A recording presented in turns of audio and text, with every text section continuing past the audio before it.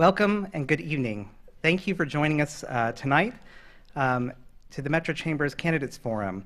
As a business group with the longest history and the largest membership in the capital region, we view advocating on behalf of the business community as one of our key responsibilities, and that's why we're here tonight. Next June, the City of Sacramento will elect a new mayor, a new leader to not only continue the momentum Mayor Johnson and the business community have started, but to expand and grow the Sacramento region as the place to live and work. With nearly 1,700 members in the six-county region, the Metro Chamber represents the region at large. With that said, the capital city is at the heart of the region, and if we don't have a strong city core with strong leadership, our regional economy will suffer. Tonight, we are thrilled to host mayoral candidates Councilmember Angelique Ashby and Senator Darrell Steinberg. Prior to tonight, the candidates filled out a robust questionnaire compiled by our Metro PAC and participated in a similar forum in November. Questions will stem from the questionnaire, our previous forum, as well as from all of you, our guests, who submitted questions in advance. We are looking forward to a candid conversation to better understand the candidates' vision for Sacramento and our expanding business community. And with that, I'd like to introduce our Metro PAC Chair and former Metro Chamber Chair, Roy Brewer of Brewer Lofgren. Good evening. Thank you, Peter. Good evening. Metro PAC is the political action committee of the Metro Chamber and its 1,700 business members. We are the advocacy arm of the Metro Chamber when it comes to endorsing candidates for public office. The PAC has been around for almost 30 years, and our mission is very straightforward. Create a business-friendly public policy environment, one that allows and encourages new businesses to locate to our community and allows existing businesses to expand and to thrive. If we are successful in those endeavors, the result will be more jobs in the community and a thriving and robust local economy. To create and sustain that business-friendly environment, we seek candidates for public office at the local, state, and national levels who will endorse public policies that create jobs and actively encourage that robust economy that we all seek. Our support for a candidate is a result of a careful, deliberative process. First, we send questionnaires to candidates. We then interview candidates face-to-face, and we engage in forums such as tonight. After we are confident that we have sufficient information available to us to make an informed decision, then we will entertain endorsing a candidate. And that brings us to our second forum, the one tonight. Our moderator tonight, as he was our moderator in November for the first forum, is Kevin Riggs, Senior Vice President at Randall Communications. Mr. Riggs is an Emmy Award-winning reporter and political journalist who has covered campaigns for local, state, and national elections, including coverage of both the Democratic and GOP national conventions. During his 17-year tenure with KCRA Channel 3 here in Sacramento, he served as the anchor and as the lead for politics and the state capitol. So Kevin, I'm going to ask you again tonight to do what you did for us in November, and that is to explain the ground rules, if you will, for the forum, introduce the candidates, and begin the program. All right. Thanks. Roy, thank you very much for that introduction. Thanks, of course, to all of you who are joining us both in the room as well as our audiences who are joining us online and on television. We all have our Powerball tickets tonight, right? And yet, here we all are, tending to business, which I think probably demonstrates a certain amount of wisdom.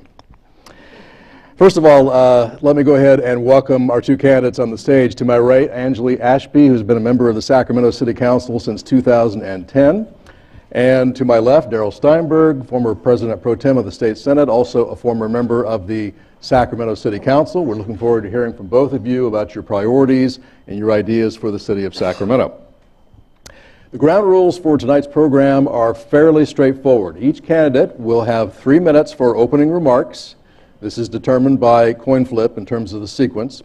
The questions will then alternate between the two candidates with a 1-minute rebuttal if deemed necessary, and then each candidate at the conclusion of the program will have 2 minutes to make their closing remarks. And again, these questions were among those submitted by members of the audience. I would also note that since both candidates have supporters here in the room, I would ask in terms of time management that beyond the initial applause after the opening remarks, that those here in the audience listen to the program quietly until its conclusion.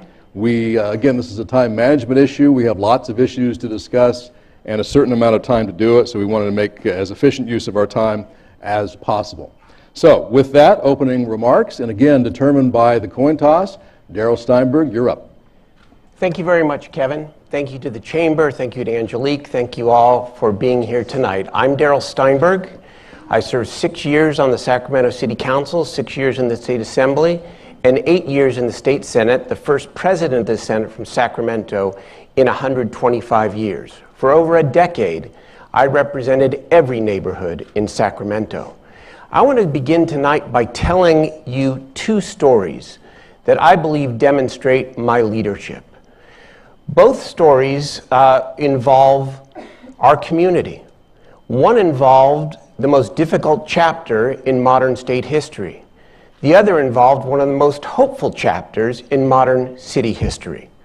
The first story, of course, is when I became President Pro Tem of the Senate in 2009 and confronted a $42 billion budget deficit, unheard of in modern California history.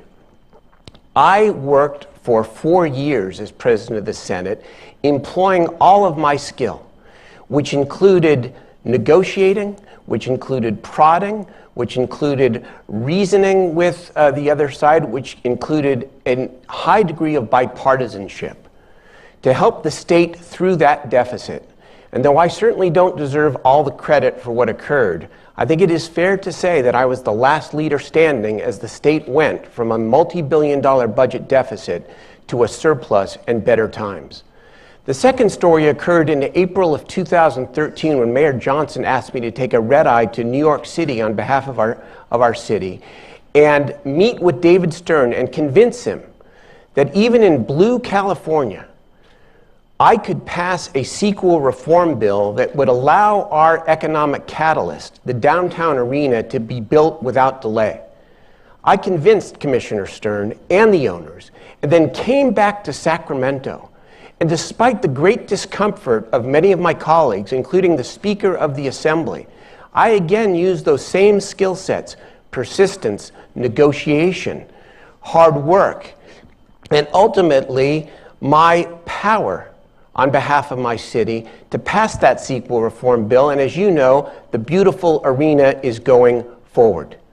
I intend to employ this same leadership for Sacramento when I become the next mayor. Whether it's riverfront development, whether it's balancing the budget, whether it's regional transit, whether it's homelessness, whether it's permit streamlining. I have the experience, I have the reach, and I have the consistent record of accomplishment to be a great mayor for the city. Sacramento's mayor should be its competitive advantage. I am that competitive advantage, and I look forward to our discussion tonight. Thank you. Angelique? Thank you, Kevin. I appreciate it very much. I'm Angelique Ashby, and as you heard, I'm currently on the Sacramento City Council and a candidate for mayor. I want to start by thanking you all for being here or watching from home. Thank you for giving us your evening. And in particular, thank you to the Chamber for hosting this series of events. It's been a tremendous opportunity to engage with the business community. Elections are about information, and the process should inform residents and business owners and help them to determine what they can expect to get from their next mayor. Tonight, I hope to continue the conversation with the business community in the room and engage the viewers watching from home. Tonight, I also hope to, and in the weeks to come and months to come, want to earn your support, earn your partnership, and most importantly, earn your vote. Sacramento stands on the precipice of an absolutely incredible future. We all know that. This city, undoubtedly, in the last few years, has taken a major turn. We have changed our trajectory, hopefully forever.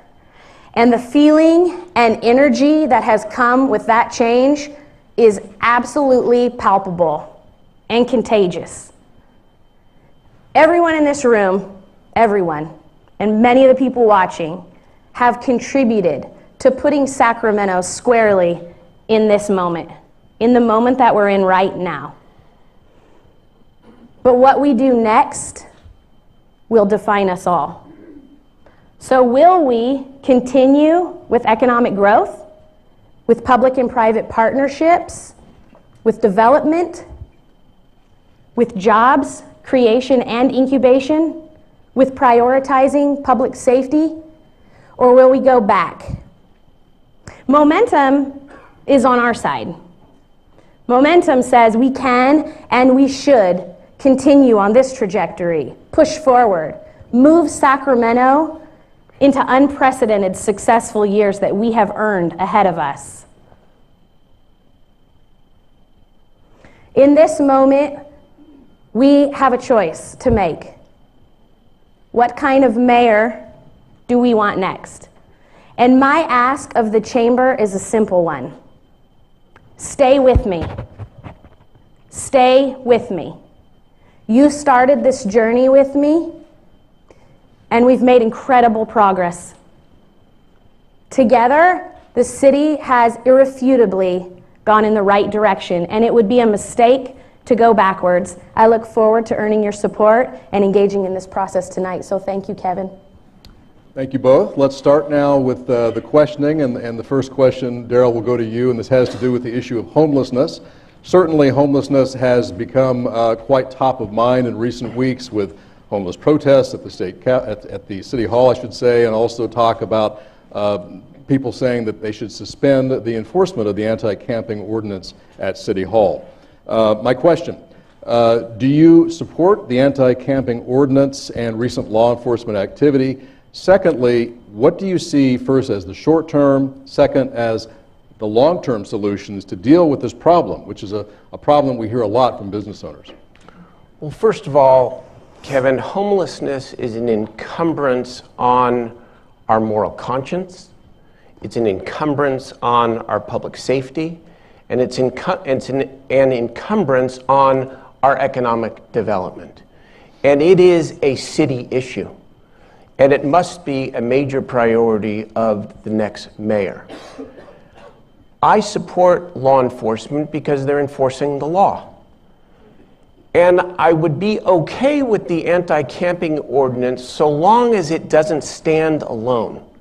For what is missing here is the capacity of our city, and frankly, we're not unique, it's cities throughout California, to be able to demonstrate and find permanent solutions to this problem. I like Sacramento steps forward and what they are doing to inventory people and to help get people into shelter. But you know what? Any given night in Sacramento, we have 2,600 homeless people and only emergency shelter for 600. So we need more emergency shelter, we need more transitional housing, and then to demonstrate why I make this point in this case that my reach makes me uniquely qualified to be the next mayor of this city, is I stood with the President of the Senate a week ago Monday and proposed, it was actually my idea, he proposed that we take 7% of the Prop 63 money, the initiative that I offered in 2004, bond against it statewide, and create a $2 billion fund for permanent supportive housing. That bill is going to pass this year, and that's my inspiration. And when it does pass, and I'm the mayor, Sacramento is going to be the leader in the state towards a housing first policy. We know what works. It's intensive outreach, it's permanent housing, and it's services combined with that housing. And I will make that happen if I'm mayor. Let me pose the question to you. Do you support the anti-camping ordinance? Do you support law enforcement, short-term, long-term solutions? Yeah, absolutely. So this is a great question. Homelessness is definitely an issue in the forefront right now, and if you don't believe me, visit City Hall on any given day, and you'll see it there, where we're having that debate, that discussion right now. And I'm glad that we're having that discussion because it's important to this city. Homelessness is an issue that happens in Sacramento because we don't have enough homes, right? We have a good program in place right now in Sacramento Steps Forward. It's only been in place about a year, but it is seeing tremendous results. It's a partnership, by the way, with the city and the county, because much of the services that are needed for the homeless population need to be provided by the county. The city does not provide mental health services. We don't do child welfare. We don't have social services. That's the job of the county. So it's a great partnership for us to be engaged in and for us to work on. And I actually applaud my opponent's efforts on bringing housing to the cities. That's great. But don't be confused. It doesn't replace the tool that we lost. We used to receive in the city and county of Sacramento on an annual basis without competing $50 to $75 million a year, 20% of which was mandated to go to housing. Between 2008 and the time that we lost that funding, we built over 2,000 homes for low and very low income shelter recipients in Sacramento. That was redevelopment. We lost redevelopment to the legislature under the leadership of my opponent. And while I would support the proposal in front of us now, it is one-time funds and it is bond money. And it's 10,000 homes, which is great, but it's statewide, and there are 60,000 plus homeless people in Los Angeles alone, which is no doubt why the current President Pro Tem is supporting the initiative. So I don't think that the proposal replaces the most valuable tool that we had in recent years, but I do think that it could help Sacramento Steps Forward accomplish its ultimate goal. Would you like to have a rebuttal on the redevelopment question? Well, I sure would. And I think Angelique knows the story, and since she won't tell it, I will. The redevelopment cut was part of the $40+ billion state budget deficit. And at the state level, we were confronted with cutting either economic development and or health and welfare, health care for the poor and indigent, education, higher education. But here's the fact. We didn't eliminate redevelopment. We cut it in half, which was reasonable.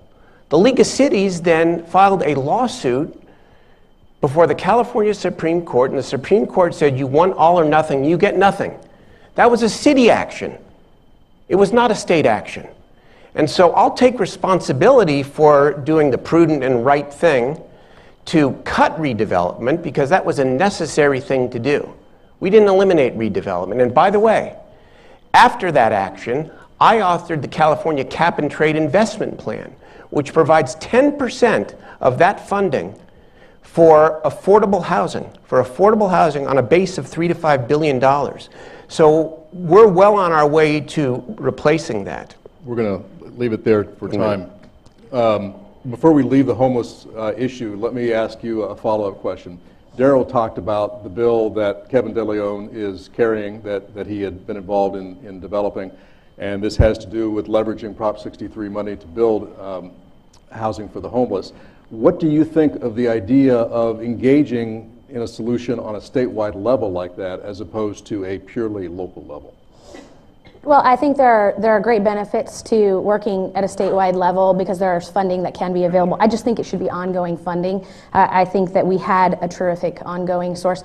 One thing about mayors, and in this state in particular, that is unique, is that the top 10 mayors, the 10 mayors of the largest cities, they meet regularly and they do work on these initiatives, and they're almost as powerful as the legislators in that regard and meet with the governor regularly. And I think most people know that I have served as vice mayor or mayor pro tem for the past 4 years straight. So I have stepped into this role many times of being mayor over the last 4 years that I've been here. And that is a unique opportunity that a mayor of a large city like Sacramento, and of course in the capital city, has, that does give us an opportunity to work on statewide issues, both with the legislature and with the other mayors across the state. Did you want to address that question, the issue of a statewide solution versus purely local? Well, we're not going to compare resumes here because our experiences are just vastly different. But I can tell you this, whether it's cap and trade dollars, whether it's homeless permanent housing dollars, whether it's career technical education dollars, another bill that I authored, I'm in a much better position to be able to deliver consistently, as I have, for my city. that distinguishes me from my opponent. Next question has to do with commitment to this job that you're seeking. And let me start with you. Effective leadership often means carrying things through to their conclusion, but occasionally people in public life do see other opportunities and decide to pursue other opportunities. So my question with you, would you commit today that you will not campaign for, that you will not accept an appointment to another job in elective office should you be elected mayor of the city of Sacramento? Well, unless it's Secretary of State or the United States Supreme Court, I will make that promise. Of course, you know, I know that's a little buzz around that Daryl's using this, you know, as a stool to go. I could have run statewide. I could have chosen not to do this and run statewide. I deliberately chose to run for mayor of Sacramento. It's coming full circle for me. It's the city that I love. And the experiences that I have had and what I have done for my city makes this the job that I want. Angelique is right. We're on the cusp, the verge. People put it many, many different ways. I agree. We don't want to go backwards. We need to go forward. And so I make this choice with a happy heart and with a lot of enthusiasm. And so I'm not going to run for some other office midterm. Again, if that U.S. Supreme Court appointment comes, we'll have a conversation, but that's it. Okay, thank you. Question to you. I think it's pretty clear this isn't something I'm asked very often. I want to be your mayor. I want to be Sacramento's mayor. There isn't another job that I want. There isn't something else I would rather be doing.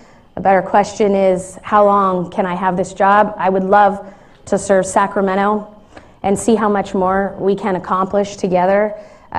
I think one of the questions that is a fair question is the resume question. But ultimately, it's up to you. It's up to the voters whether or not you think time at the state level equates to experience at the local level.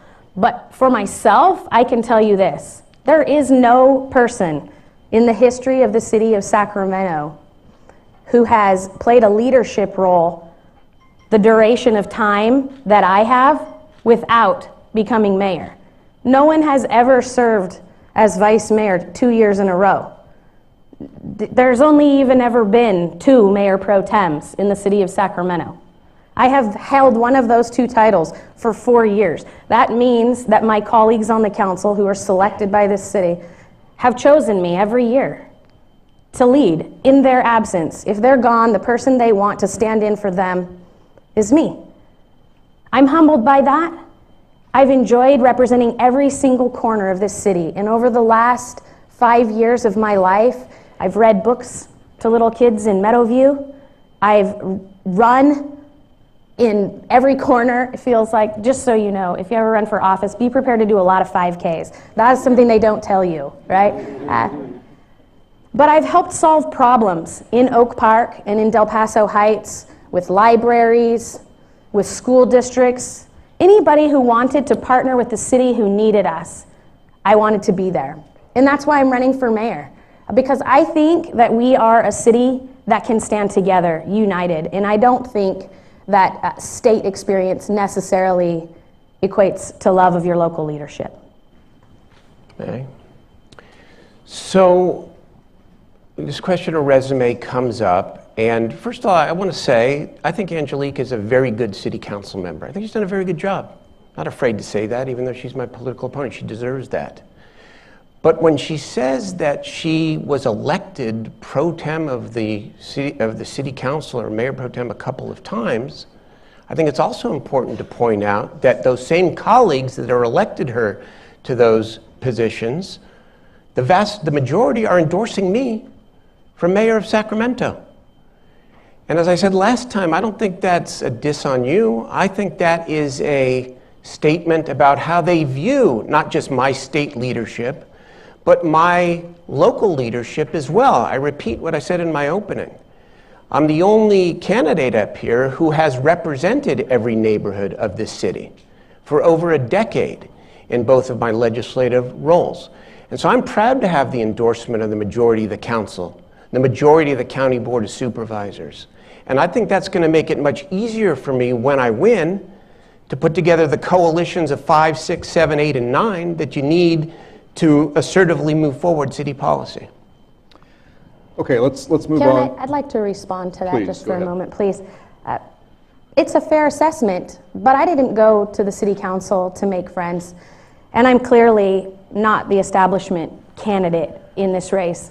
I'm also the only woman on a 9-person body. So it's not too shocking that I don't have every endorsement in Sacramento. My colleague has been at this for 30 years. I do, however, though, have a pretty strong list of endorsers myself. And you think about this as you think about who you want to be your next mayor. Firefighters are standing with me. The police officers are standing with me. Assemblymember Jim Cooper is standing with me. Senator Dr. Richard Pan is standing with me. The Building Industry Association is standing with me.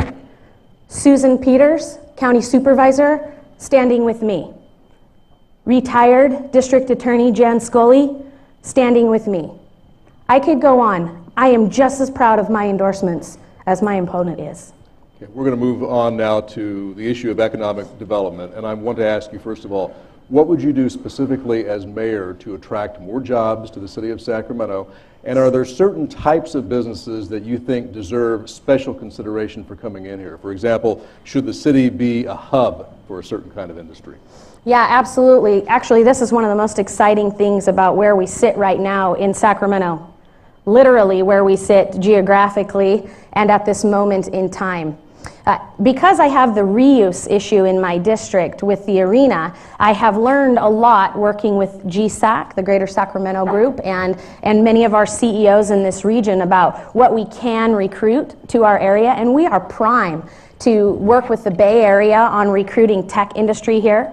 We're also very good at food. We know that, right? We're good at eating, but we're good at food too. And the Farm to Fork movement and our agricultural roots here uniquely place us in a realm that not many other places actually in the world can aspire to be.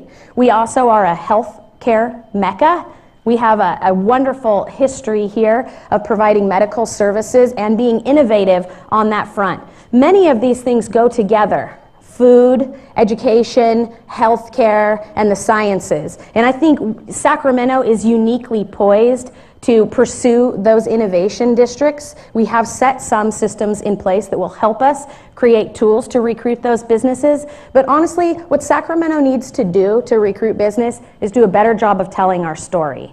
We have to sell ourselves better. This is something that you learn to do by selling yourself, by pulling yourself up by your bootstraps. And in Sacramento, being a part of the council that I have been a part of for the last few years, I think the whole world has watched us do this. They've watched us recruit the likes of Vivek Ranadive and Mark Mastroff and others to not just come to Sacramento, but invest their dollars here. And we've all played a role in that. Sacramento comes together well when it needs to, but we're seeing investment like we've never seen before. Over 12 properties around the arena site downtown have already sold. And we have incredible development in the north area because of the moratorium lifting, and also for the first time in the south in Delta Shores. So it's a really incredibly exciting time for economic development in Sacramento. Before I turn to Daryl, so in terms of the arena and with all of the economic renaissance downtown, are you saying the city doesn't need to work as hard to sell itself because of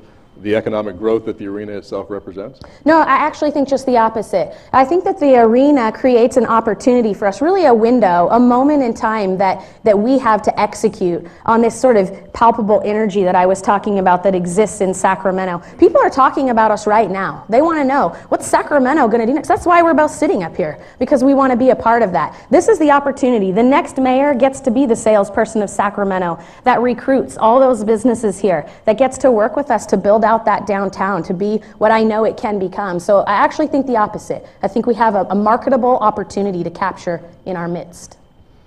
Daryl? Thank you. 5 ideas. Number 1, with the same intensity and energy that this city spent on the arena, which I think was a great thing, we need to develop the riverfront in Sacramento.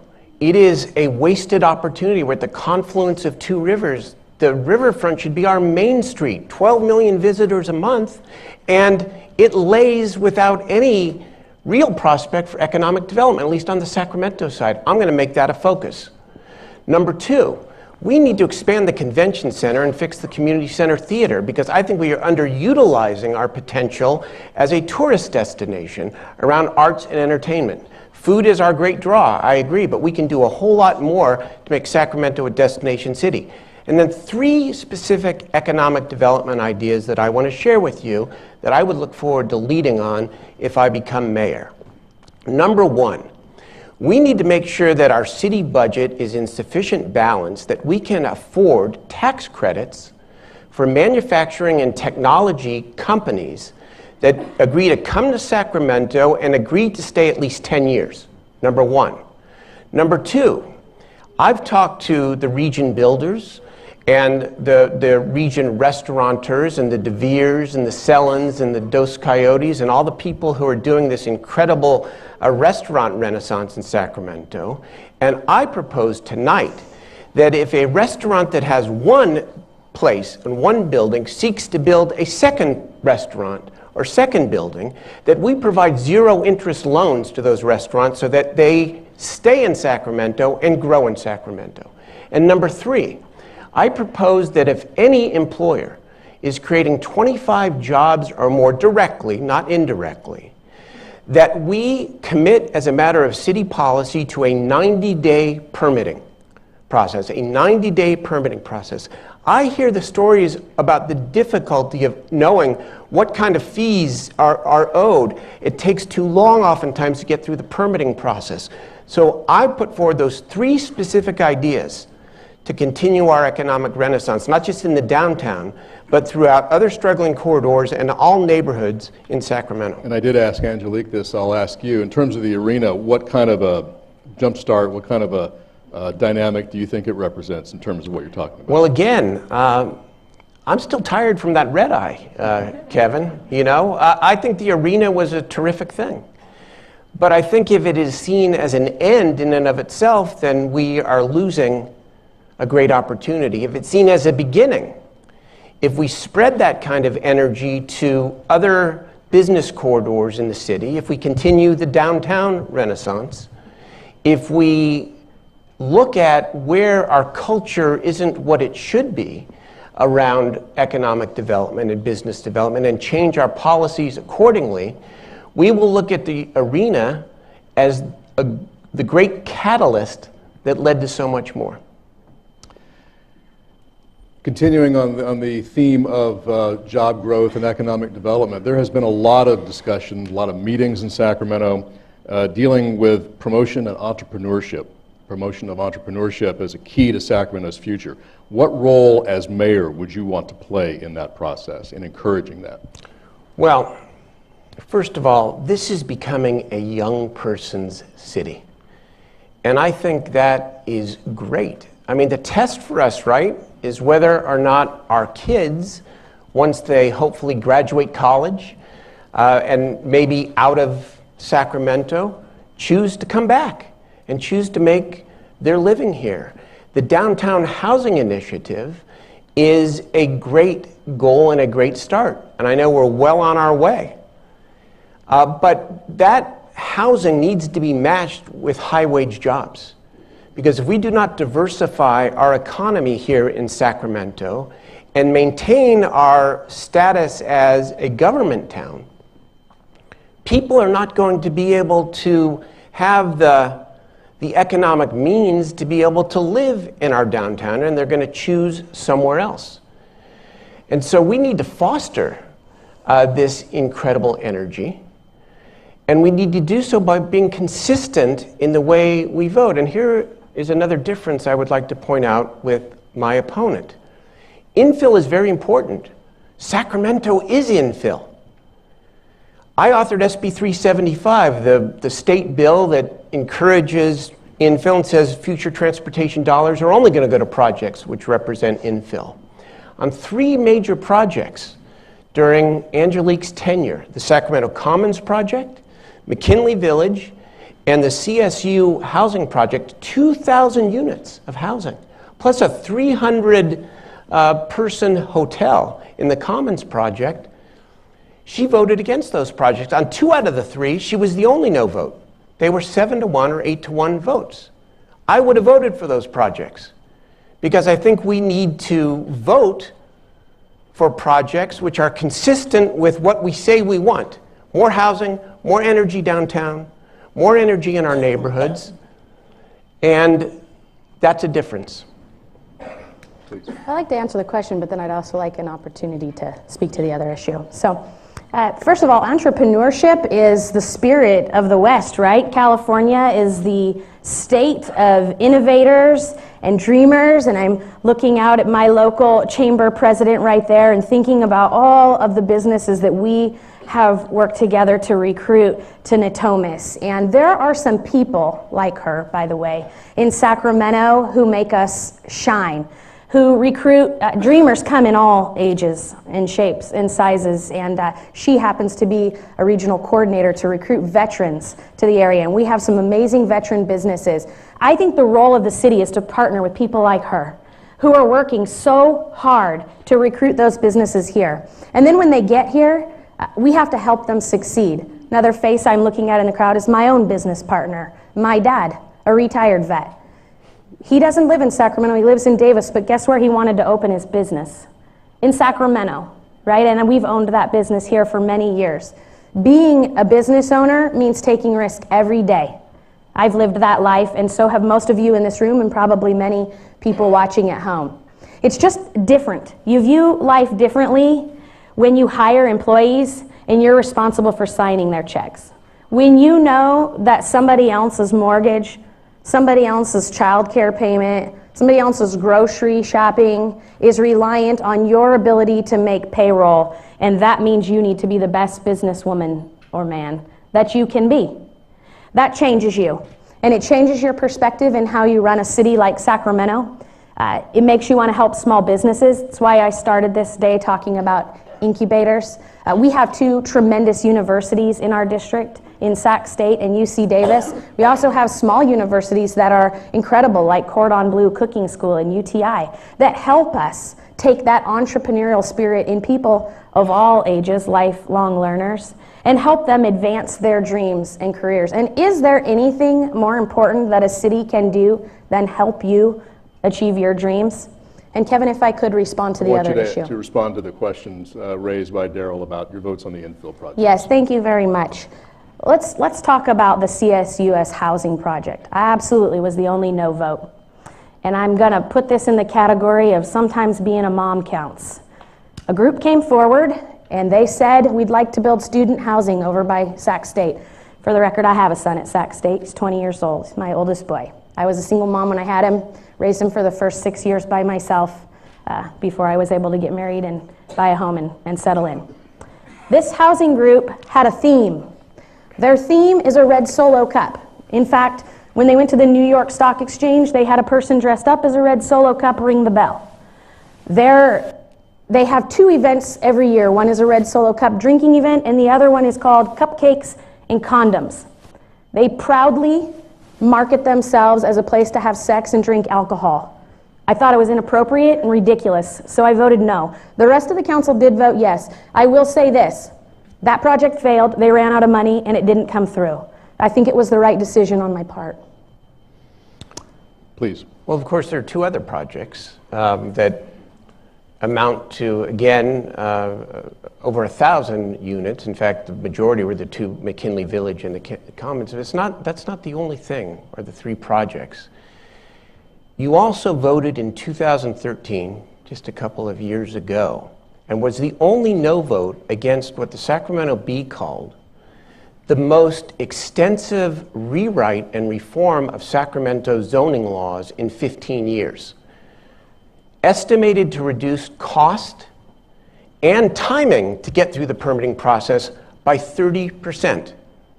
That was a 7-1 vote. Now again, if we're talking about trying to spur the economic engine, if we're talking about trying to foster entrepreneurial energy, if we're talking about the arena being just a catalyst but not the end, then we need to have policies that streamline our permitting and zoning processes. And I would have voted for that had I been on the city council and had I been mayor. And the city is not just Natomas. The city is a whole host of other neighborhoods, and I know you know that, and I also know you've been supportive of a lot of projects in other neighborhoods. But I think if these projects, Sac Commons and McKinley Village, had been in the Natomas district, you might have looked at them differently. But there are needs throughout the entire city, and especially if we're serious about infill, we need to make sure that we are building housing in these other places. And I think it's important to point out the difference. I'm going to let you address that. Thank you. Well, the other two projects had one thing in common. They were both incomplete in their funding mechanisms, and so I voted no on them. I don't like half-done projects, and I don't like it when people come to us with a partial plan. They were good projects, but if I believed that they could be fully funded and built to completion, I would have supported them. But I did not think they could, and both remain to be seen. However, I will say this, once they're voted on, I'm happy to support them. And one of those projects required SACOG assistance, and as soon as the council voted to support it, I took up the torch of supporting them at SACOG and trying to make sure that we were right. I'd love to prove myself wrong in both of those instances. I think that those could be good projects if we find the funding and the developers are able to bring that forward. The other issue that you mentioned there about Natomas is, you know, on the council, when you sit at the council, dozens and dozens and dozens of projects come. Those of you that are in here that do development know, probably are thinking to yourself, she only voted no on 3? That's pretty good. Because there are a lot that come through the city of Sacramento. You know why? Because we're a land use entity, that's what we do. As for the package that I voted against one key critical component. It removed the call-up bill, which means if you live in a community and you don't like a project, and it's already been approved by the Planning Commission, and you come to your council member and say, I don't like that project, I have to say to you, I'm sorry, there's nothing I can do about it because it removed the call-up. I don't think that's a council member's job. I think it's a council member's job to represent their community, and as mayor, I would want that same authority, the ability to represent the people over the developers if that were necessary. Okay, we're going to move on. Let me ask you now, what do you think about the idea of supporting a mandate for the use of project labor agreements on public projects in Sacramento? Is that a good idea or not? Yeah, I think project labor agreements, and most labor unions would agree, is a gold standard for the labor unions and for making sure that projects are union driven. We have examples of where that's worked really well in Sacramento. The arena is probably the most relevant example, but there are also times that a project labor agreement does not work, and there are some projects that will never come to fruition if project labor agreements are mandatory. So I do not support a citywide project labor agreement, and I think that needs to be handled on a case-by-case basis. Daryl? Yeah, I also believe that project labor agreements can be a useful tool to bring labor and management and the developer together. It creates a significant amount of certainty. But like Angelique, I also believe, certainly when it comes to private development, that they should be looked at on a case-by-case basis. There's some talk and work in Stockton about a citywide policy for project labor agreements for public works projects. And I'd be open to that discussion, but not a citywide policy for project labor agreements for all private developments. They need to be taken on a case-by-case basis. Speaking of labor and wages, do you support labor efforts to pass a statewide $15 minimum wage across the state? What are the implications for Sacramento, given the fact that it recently passed its own minimum wage ordinance? Well, as I said the last time, I recognize that I'm before a Chamber of Commerce audience here, and I think I know what the popular answer might be. But I'm always going to tell you exactly where I stand. I support a statewide increase in the minimum wage to $15. I think it is fair. I also think it puts more purchasing power in the hands of working people, so that they can eat in our restaurants and shop in our stores and contribute to the economy. I will also say that a minimum wage increase, just like the arena, cannot be the end, but only one means to the end. The real end being creating a diverse economy, a private sector economy in Sacramento, that on the natural pays working people more than $15 an hour. And that needs to be the first job of the next mayor of Sacramento. On the local minimum wage effort, I do not believe that is the way to go. I've talked to, again, the De Veres and the other restaurateurs, and to apply that just to the city of Sacramento and not other cities or counties within the larger region obviously puts the city at a competitive disadvantage. That's where I stand. But does it make sense to have a one-size-fits-all $15 minimum wage in a city like Sacramento, where costs are less than a city like Los Angeles? I know that it is imperfect for the reason that you just stated, but I think in Sacramento, our business community will be able to adjust to it much better and benefit a lot of working people, by the way, if it is a statewide policy, because then they won't be at a disadvantage when it comes to the neighboring jurisdictions within, outside of our city and within our region. Angelique, what do you think? Statewide initiative?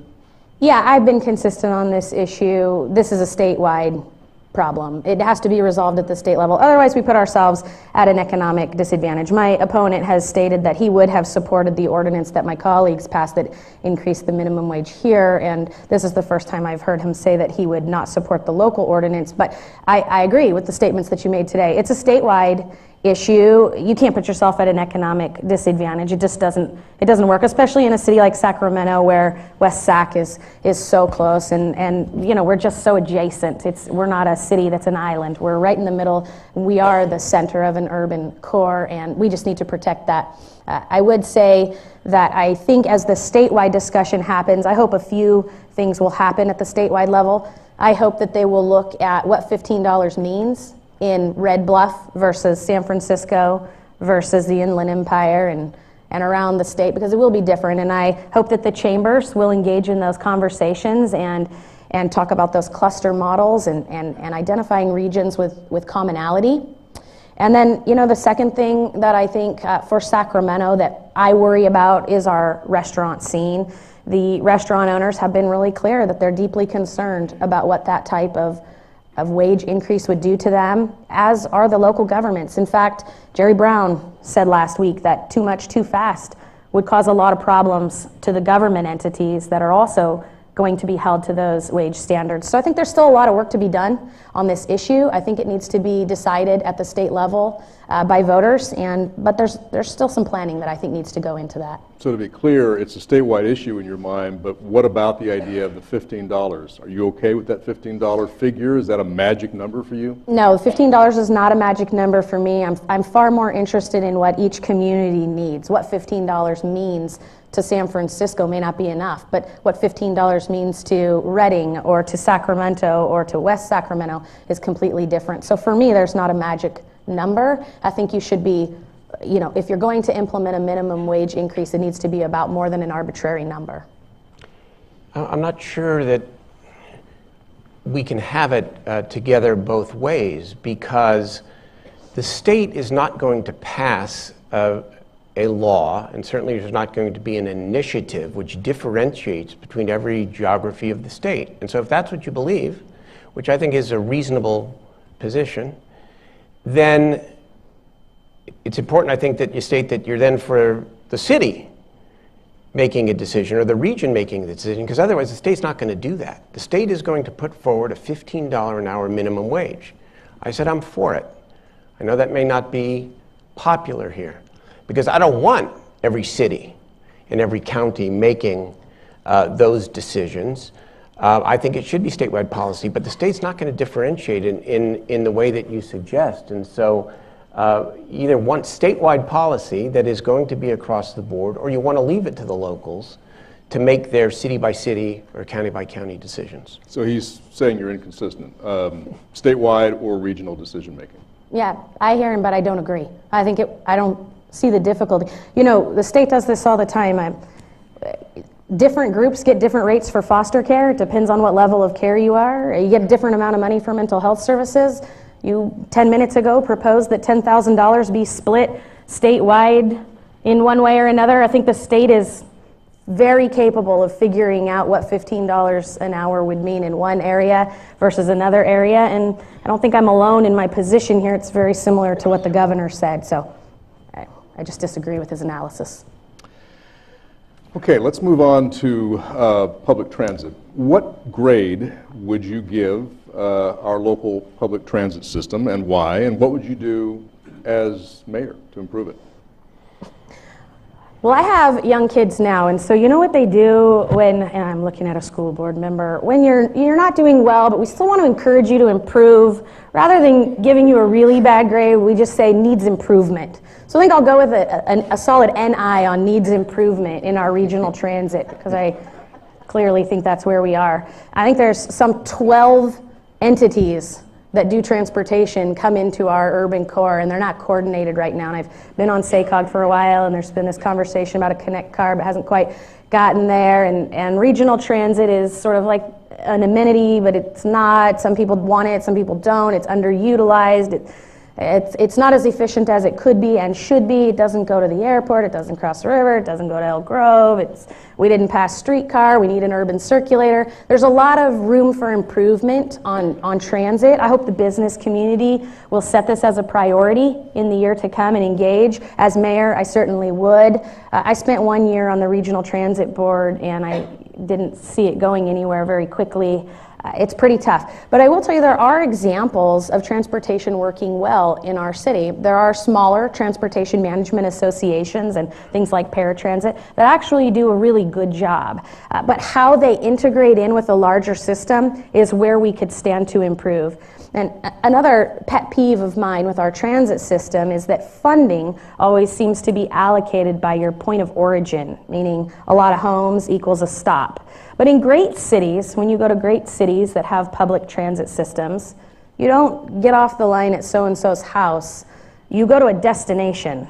And these transit lines stop at arenas and museums and large parks and shopping centers. And it's point of destination driven. And a lot of times in Sacramento, based on alignment, I think we miss the mark on this. We don't go through corridors that are driven by jobs that people would be going to, large employer places. So if you know people, and some of you out there I know do, who are reliant on public transportation, they're probably more likely to be using Uber right now than they are to be using our city's transit system. We need to flip that around. So you've been talking about routing deficiencies, but what about the issue of crime and public safety? Has RT done enough to address that?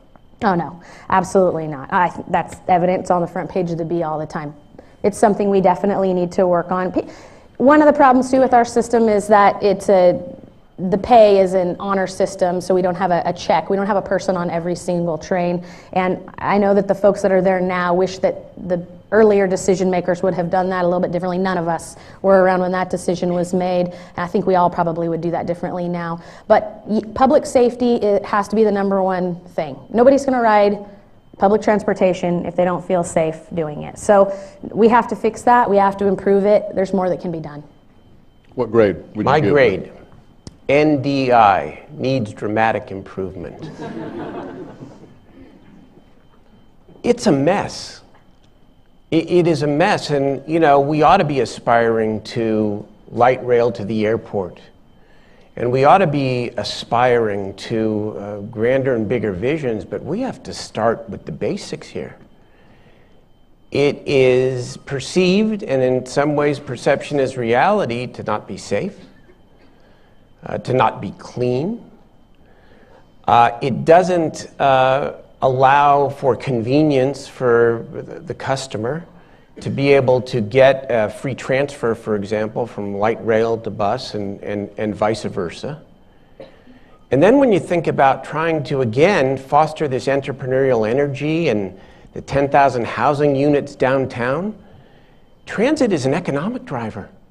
This is not just a convenience or, you know, an amenity, it's an economic driver. Our infill policies, our downtown housing initiative will only work if we dramatically improve our transit system.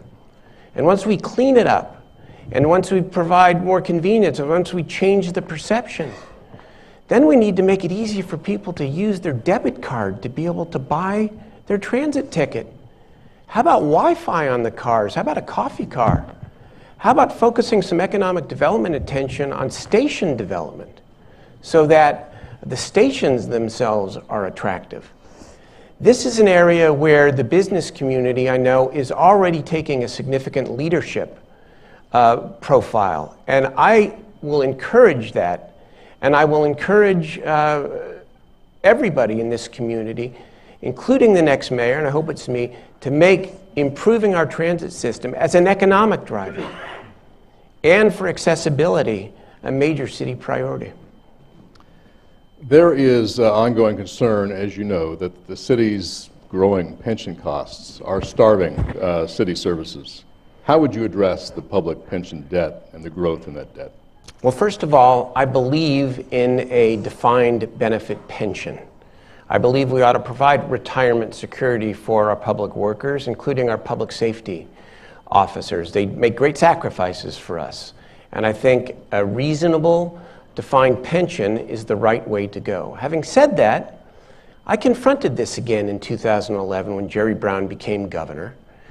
Under the old law, local governments could negotiate contracts that would allow their public safety unions and their non-public safety unions to contribute zero to their pensions.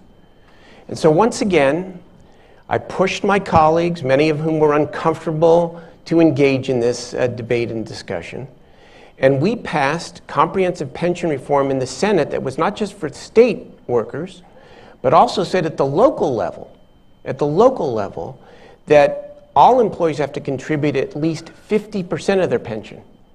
And we also increased the retirement age for new workers and lowered retirement formulas. Not with any glee, but out of necessity. The city's problems are real. And I believe, for a variety of reasons, including the fact that I'm not endorsed by police and fire, that I'm in a better position to be able to have those honest discussions and to address long-term pension liability and also long-term health care costs for retirees. We have to. It's the easiest thing in the world to kick down the road because it doesn't affect the budget in year one. But in year 4 or 5, and certainly if we want to leave a legacy for the next generation of leaders and people who live in this city, we have got to have honest discussions. The police and fire budget's 80% of the net budget. We can't afford not to. Would you feel the same way if you had gotten the endorsements of the police and fire unions? Look it. That's a great question. Of course I would feel the same way. The same way I was supported by police and fire in the state Senate consistently, and yet I still, as the leader of the Senate, worked with Governor Brown and the Assembly to pass the comprehensive pension reform that I just talked about. Look at, sometimes in politics, you have to have difficult conversations with your friends. I say the mark of a good leader is one who is willing to look their best friend or their best supporter in the eye and say, on this one, we disagree. Now, I will fight to maintain the sanctity of defined benefit pensions. But we need to have some real conversations like we did at the state level with our local union leaders, and we need to make sure that we don't perpetuate and continue this long-term debt. Same question to you. How would you address the growing pension debt? Yeah. Well, first of all, I'm never going to apologize for having the endorsement of the firefighters or the police officers. They're heroes. They put their life on the line for us every day. It's a different kind of job. We all know that. We all treat them special. Does that mean that I can't work with them on pension reform? You just explained that you did when you had their endorsement in the state Senate. You just don't have it now. I do, and one of the reasons I do is because I have on many occasions looked them in the eye and told them, I think you're wrong. And they know that. Some of them are sitting in the room. As a result of that relationship, by the way, we built a relationship of trust between the police officers and the firefighters, myself. And by the way, those aren't the only public unions in the city, so there are others. And but what they need is a partner who helps them. What happens in the city is there's a finance department, and they come out with all these numbers, and they say there's this impending fiscal cliff and unfunded liability. First of all, unfunded liability is a term that we all live with. Anybody have a mortgage? Anybody?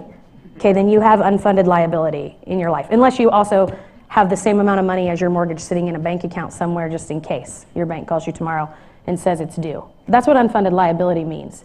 What matters is that we can make the payment and that we can work with those partners to reduce that payment over time. This didn't happen overnight. It's not like the pension issue became all of a sudden in 5 years. Oh my gosh, we gave away the farm. That didn't happen. You were on the council in the 90s, so you know. This happened over a long, long period of time, and we have to address it. In the last few years, I've been the one person who would look them in the eye and say, okay, what do you want to do? And together, we've been able to present real solutions. For the first time ever, the firefighters agreed to contribute largely to their post-retiree health benefits. They changed ages. The police officers did the same thing. They made major changes in their last contract provisions. And I would argue the only person on the city council or running for mayor that could look them in the eye and talk to them realistically about this problem is me. And you believe that the defined benefit system should continue? I think that we need to work together with the unions about how we modify that system all across the board. They have large groups, and Senator Steinberg knows this. They have statewide efforts to bring forward really good plans. So for example, this retiree healthcare trust fund that they put together was their own idea. It was an idea born of state fire that they brought to us that others are adopting all across the country. So I wouldn't be so quick to agree. I would be more open to conversation about there are a variety of ways that we can address this issue moving forward. Anything you want to add? Okay. Only that there are going to be some very difficult decisions ahead. And you have to be able to sometimes say to your friends, no, and not just privately, but when you're around the dais and you have to cast a hard public vote that your friends don't like. Kevin, just really quick to that point. I've been on the council for 5 years. Think about what the last 5 years has been like. I've made many, many hard decisions. In fact, my second year on the council, I went to a ceremony where we collected 100 badges back from police officers that we had to let go. You know how hard that was? And the next year, guess what? We did it again. So I think I am very intimately, unfortunately, familiar with making difficult decisions with my friends. Thank you. We talked earlier about the arena, and one of the interesting things that's going on now is the excess revenue from the arena bonds. And so my question, would you support the idea of using those excess funds to go to pension debt? Should it go to more of a rainy day or emergency reserve? Or is there another priority that you would identify to use that money for? Yeah, first of all, how great is that? How great is that that's the position we're in? It's such a wonderful place to be in, that the arena turned out in so many ways to be such a positive. And by the way, a lot of people worked on the arena deal, but this portion, all the credit goes to one guy, and his name's Russ Fair. He's the city treasurer for Sacramento. He's amazing, and he put together an incredible bond package that just knocked an absolute home run for Sacramento, and I'm really proud of it. So great to be in that position. From a development perspective, on the city side of the house, I do think there is a priority, and it is the community theater. We have outstanding litigation on the theater that shows that it's not compliant with ADA standards, and really there's a lot that can be done there. It is tandem to the convention center, so there's an opportunity there. And I think from a development standpoint of city-owned projects, that to me would be the next priority. But yes, there could certainly be a discussion, and should be a discussion, not just of a mayor, but of the whole full council, with the input, of course, from the finance department and the treasurer, about where we could get the most bang for our buck. One thing the city does a great job with is identifying how we can allocate dollars and then turn it into more dollars and double up. So there's a way probably that we could take those excess dollars and use them in more than one capacity to serve Sacramento. But I'm honestly just so glad that we're in that spot. It's exciting to be able to make those kinds of decisions. And yes, towards pension, sure. Towards a theater renovation would be great. Towards more economic development in the region, also great. How significant is that revenue stream? It's pretty incredible. I mean, the amount of savings, first of all, on what we thought we were going to have to spend has been tremendous. And it's actually gone down twice since we went out to market. So maybe it'll do it for us again, and we'll get another boost. All right. Daryl? When we finally had a state surplus in 2013, I proposed, and essentially the legislature adopted, a third approach.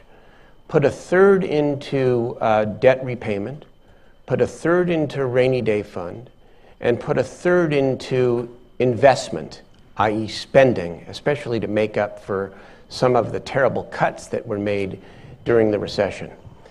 And I would apply the same kind of approach to any city windfall or surplus here. I would put some of it into a rainy day fund or into the pay down of debt. I would certainly put some of it into the investment side. And on the investment side, I think we need to make up for our shortfall in police officers. I also think we need to invest more in parks and youth. So I would, and that would be the second category. First category, debt repayment rainy day fund. 2, cops and parks. And third, the thing that I would, excuse me, the third thing that I would want to do is put that last third into an economic development fund to do the kinds of things that I had talked about earlier, either the zero interest loans for the second restaurant, or the economic incentive, the tax credit for the manufacturer technology company that comes into Sacramento and commits to staying at least 10 years. So I would take any surplus and I would have a very logical approach that I would propose to the city council on how to spend that was smart, but at the same time invested in more of what we need. Kevin, can I just add one thing to that? You have to be careful with these kinds of funds because they're linked to particular rules on spending them. For example, if the dollars are related back to the parking revenues or the money that we got from those bonds, you actually couldn't use it for some of the things that have been stated. Also, you have to be really careful when you have a surplus in the city and it's one-time funds, like a savings, not to use it for service. I would not use it to hire police officers because you wouldn't have the same money next year, so you'd have to let them go again. If you could use it for maybe a couple years, still, you'd have to find money 2 years down the road. So if you're going to use the money for an ongoing component, you need to make sure that it is an ongoing funding source or a replaceable funding source in a short term. But the other two categories of an economic reserve or development or economic development are good categories, but also generally the city does best using these dollars to invest in ourselves, in our own projects, in the things that need to happen in the city like the theater. Were you talking about ongoing expenses? Well, I was giving a more general answer of how I would use surplus dollars. If we're talking about this particular source, which are excess bond funds, and I think Angelique is correct, you use one-time money for one-time needs. And so for this particular fund, I would invest in 2 out of the 3 that I talked about. If there's a surplus dollar from the general fund, I would categorize it by thirds in the way that I described earlier. We talked earlier in this program about the issue of affordable housing, but it was in the context of the homeless issue. In a broader context, what would you do as mayor to spur the development of more affordable housing, both market rate as well as affordable, while also helping to protect current residents, especially young professionals, from getting priced out? What are your ideas? Well, in part it's a supply and demand issue. I mean, we are at, a couple thousand units with a goal of 10,000 or more. And so I think as the supply increases, my hope under the basic laws of supply and demand is that is going to bring some price moderation. But we can't just wait for the laws of supply and demand, because sometimes the market doesn't work exactly the way that we want. And we do have an ordinance in the city that requires for each market rate project or commercial project for money to be set aside for affordable and workforce housing.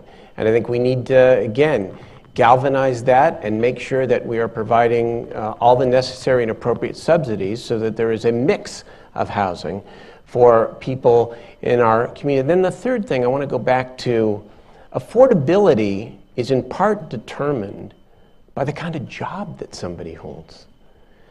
Somebody who holds a bare minimum wage job or even a little better is not going to be able to afford any range of housing in the downtown or much anywhere else. And so the number one job of a mayor, especially the mayor of this emerging city, is to stoke the economic engine, to enhance our relationships with UC Davis and Sac State, to see our competitive advantage with the Bay Area, and to rally and bring more private sector jobs to this community. That will help make housing more affordable as well. What about the rental market? Would you support capping rents or capping annual increases? What would you do?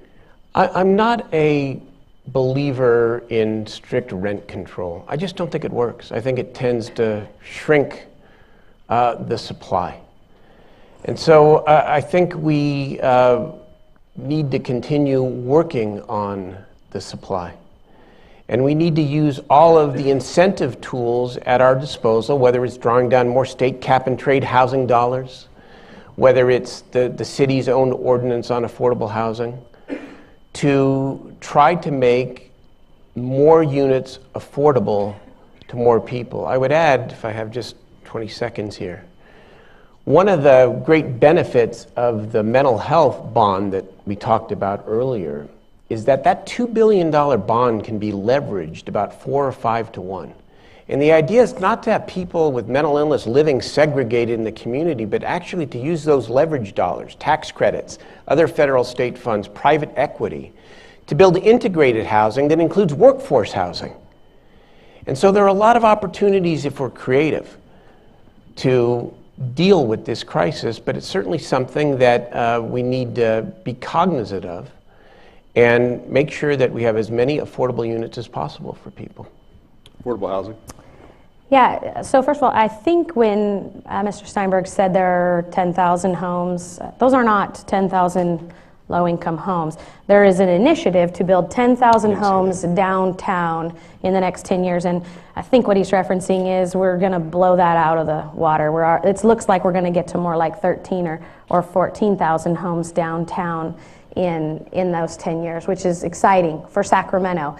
Some of them will be low-income homes. Some of those are going to be very high-end homes, move-up housing. I think the question is, how do we hit the affordable component in between? To be really honest with you, in downtown, this is going to be a challenge. It's going to be a challenge of the next mayor. The next mayor is going to have to make sure that that initiative, which, by the way, is only an initiative right now. It's not a policy. It hasn't been adopted. It's not formal. It's been voted on in its principle, but it has not been codified by the city. So when it does, we need to have a conversation and we need to work together, the business community, the housing advocates, our partners in the community, our partners in the region, to look at exactly how are we going to ensure a full spectrum of housing in our downtown.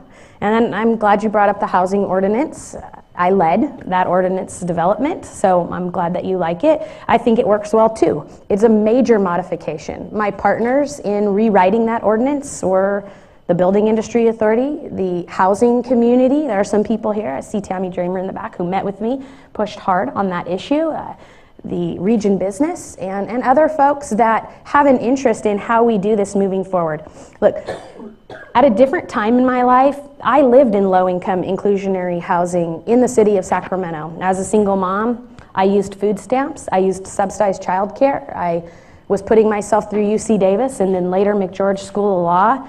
It's really important to have that kind of housing option for people who are pulling themselves up by their bootstraps and putting themselves in a better place. I, by the way, during that time, lived in Natomas. So this isn't just a downtown issue. This is a city of Sacramento issue. I do think we lost our biggest tool in redevelopment, but there are still opportunities to partner and continue to work on this issue, and I think the new ordinance sets us on the right track. It does tell us that when you're doing a market rate project that you have to set aside money into the city's housing trust fund, and then we're able to use that money on projects across the city wherever is most appropriate so that one community doesn't become overburdened or over-concentrated with housing that they can't take care of.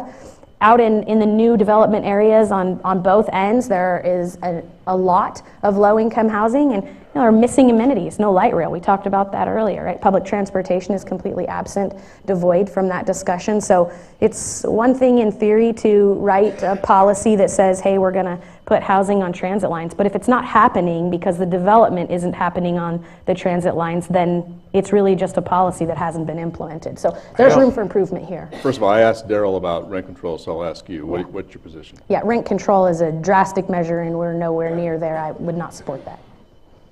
You had something? I only want to say that government plays a crucial role here, whether it's housing trust funds, whether it's drawing down state dollars. But again, there's a lot of entrepreneurial energy going on in the private sector that is contributing to this housing renaissance. Now, it's not quite affordable housing the way we think about it, but I look at the Mill on Broadway, which is arguably at the outskirts of downtown, depending on how you define the downtown. And here they are building housing beginning at about $200,000 home ownership. Now, that isn't within the reach of everyone, but it's certainly a step in the right direction in terms of work and family. So I think this is another issue where the private sector and the public sector need to recognize there must be affordability in all parts of the city, including the downtown. And together, let's be creative, let's pool the resources, and let's help as many people as possible. By some projections, Angelique, to get our water, our sewer, our storm drains up to necessary levels, the city may need to impose double-digit multi-year rate increases. Would you oppose those increases? Why or why not? Yeah. I am the chair of our water ad hoc in the city of Sacramento, and I've worked with a couple different teams of council members since I've been there, everyone from Rob Fong through now Rick Jennings and a variety of folks in between. And here's what we learned. This was incredible. There have not been significant investments made to our infrastructure system in 100 years. That's why our city manager always says, I'd like to see an investment more than once every 100 years in our sewer system and water and treatment facilities. So that's a problem for us. We may have to take a bigger hit than we wanted to take right now because previous councils didn't do anything. And so up until about 3 years ago, there were no investments. So unfortunately, the council that I sit on, which luckily is a brave council full of brave souls, will probably have to take a rate hike on this issue. We do have a rate advisory board, though. It won't be determined by the council. The rate advisory board will make a recommendation to us, and we'll hear it out. But yep, there are woeful inadequacies in our infrastructure in the city of Sacramento. Well, as I understand it, the rate advisory board makes, as you said, makes a recommendation to the council, but ultimately the council has to make these difficult decisions. And I'm sure you will, and if I were on the council or a mayor, I would carefully scrutinize the rate increases, because I think the goal is always to try to fund needed infrastructure, but to do so in a way that does not create rate shock. And I know, for example, on the proposed water fee increases, one of the rationales for the large increase is to speed up the state law that requires the city of Sacramento to have water meters in every home. And that, may not be popular, but that was a necessary move, especially in this era of drought. And we do have to measure and conserve. And so the council is going to have to balance that very carefully. Given the drought, given climate change, is it worth the high increase in order to expedite the building of water meters? I would say, again, I'm not going to be sitting there in judgment. It comes up this year. But I would carefully scrutinize it, and I would do all I could to avoid rate shock. We're getting down to the last portion of the program. So, Darrell, let me ask you, how would you describe the biggest difference between you and your opponent here on the stage? How would you define that? Well, one of the ironies of this race, of course, is that if I win, Angelique's going to be my colleague. And so I think highly of her. I think she's energetic and she's smart, and she's brought a lot to Natomas in the city.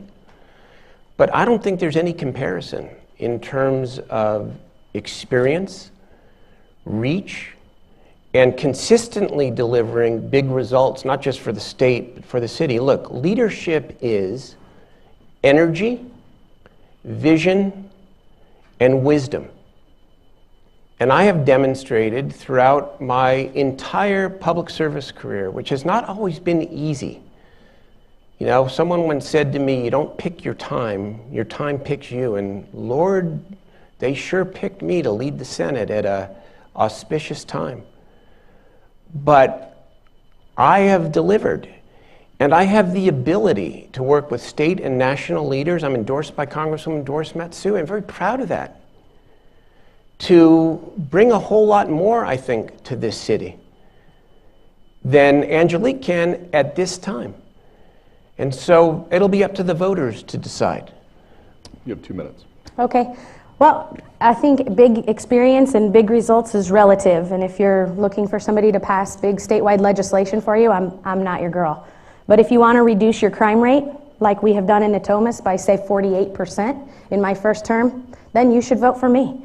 Do you live in an area where crime is important to you, where you want to be closer to emergency medical services? Because I've improved emergency medical response time by more than 3 minutes. It means every person that lives in my district, thanks to my relationship with the police officers and our fight together and the firefighters, is closer to emergency medical services than they ever were before. Do you want a person who does economic development? Because thanks to the relationship that we've built with the chamber, our numbers in Natomas have never gone down. We've gone up every year in jobs. I've built 53 acres of parks with $23 million. I never touched the general fund. So I think that results are relative. And I can't tell you what I have done as a senator, because I'm not a senator. I'm a council member. I was elected to represent my district. And I think it's ironic. When I was president of a neighborhood association, people said, she only cares about Creekside. And then I became this leader for North Natomas, and there's some people in the room who know this story, and they'd say, she only cares about North Natomas. And then I represented all of Natomas, and then people said, she only cares about all of Natomas.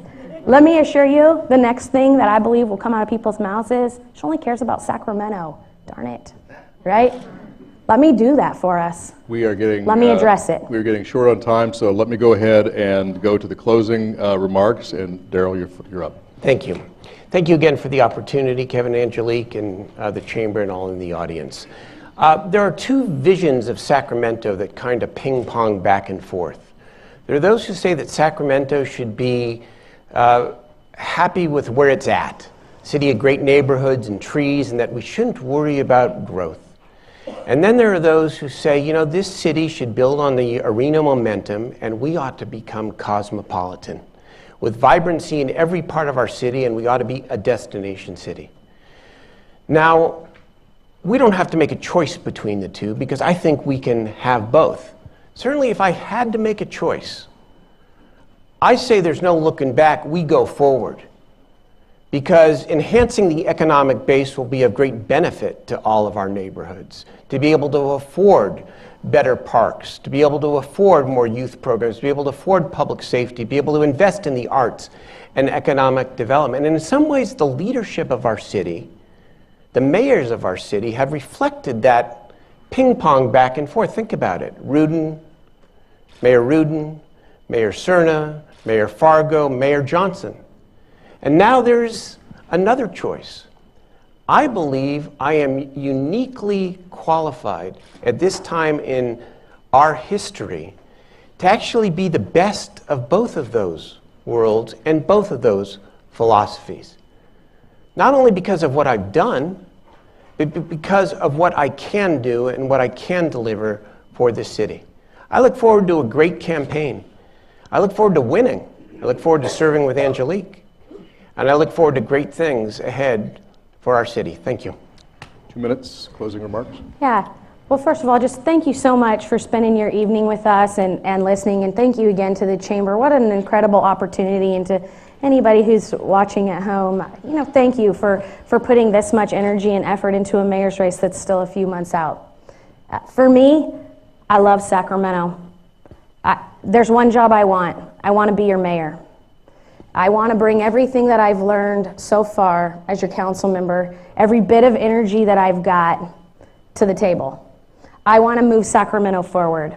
I'm not a candidate that looks back. I am not a candidate that was part of the Ann Rudin or Heather Fargo years. But I want to be the candidate that's part of the next years. I hope that when you look at me, that you see a person that represents a future for Sacramento that would fight for you. You chose to live here, or you chose to invest here, you chose to start your business here, you chose to be a part of what's happening in Sacramento. For that, I want you to succeed, and I want to be your partner. So tonight, I'm really simply asking this of the chamber. I want you to stay with me. We're on course. We can keep going. Let's do that. For those of you who are not in the chamber but are voters in the city of Sacramento, I hope tonight has moved you closer to a decision. I hope that you've learned a little bit more about me as a person and who's supporting me and what I'm about. And I hope you'll consider voting for me as mayor. I certainly have the qualifications. I'm certainly ready, and there's absolutely no doubt that I want to be your mayor. For 4 years, for 8 years, for as long as you'll have me. Thank you for the opportunity. Thanks to both of you. Our time is up, so a big thanks, first of all, to Sac Metro Chamber, Sac Metro PAC, and of course to Access Sacramento. Thanks for watching. Thank you, Kevin. Thanks, Great Carol. job. You did a good job. Thank you. Oh, your hands all sweaty.